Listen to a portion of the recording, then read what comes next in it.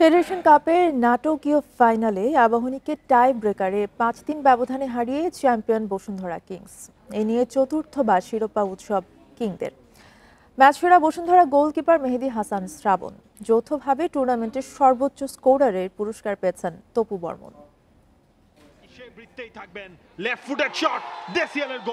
৯০ মিনিটের ম্যাচ নয়, ফেডারেশন কাপে ৭ দিন বিরতির বিরল ফাইনালে আবাহনীকে টাই ব্রেকারে হারিয়ে শিরোপা উৎসব বসুন্ধরা কিংসের। ময়মনসিংহ জেলা স্টেডিয়ামে দীর্ঘ অপেক্ষা আর স্নায়ুচাপ সামলে ১০ জনের দল নিয়েই বসুন্ধরার শিরোপা জয়।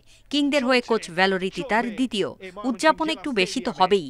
টিম সবসময় চ্যাম্পিয়নের জন্য খেলে, আমার কাছে মনে হয় সেই টিমই সবসময় এগিয়ে থাকে। তো আমরা অলরেডি সেটা প্রমাণ করেছি মাঠে, এবং এন্ড অফ দ্য ডেতে we are champion. This is the main thing. Preparation নিয়ে আসছিলাম যে খেলা ট্রাইব্রেকারে যেতে পারে, তো ওইরকম ভাবে কোচের টেকটিক্স অনুযায়ী আমরা প্রস্তুতি নিয়ে আসি। তো আলহামদুলিল্লাহ কোচের টেকটিক্স অনুযায়ী আমরা সফল হয়েছি।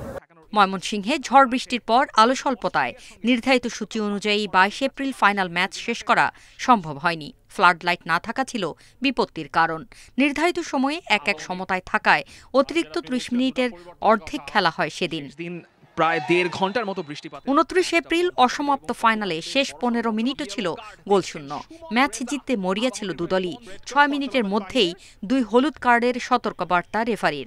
ফ্রি কিক পেয়েও কাজে লাগাতে পারেননি আবাহনীর রাফায়েল আগুস্তো। সেটা ভালোভাবে ডিল করতে পারেননি। ফলাফল নির্ধারণে ম্যাচ গড়ায় টাই ব্রেকারে। দলের সঙ্গে গোলবার রক্ষায় আবাহনীর মিতুল মার্মা আর বসুন্ধরার শ্রাবণের স্নায়ু পরীক্ষার লড়াই। জন্মদিন ছিল গেল মঙ্গলবার। কিংসের জোনাথন, মোরসালিন, তপু ও ইনসানের নির্ভুল শট, কিন্তু দ্বিতীয় শটেই নাইজেরিয়ান এমেকাকে আটকে দিয়ে কিংদের এগিয়ে রাখেন কিপার শ্রাবণ।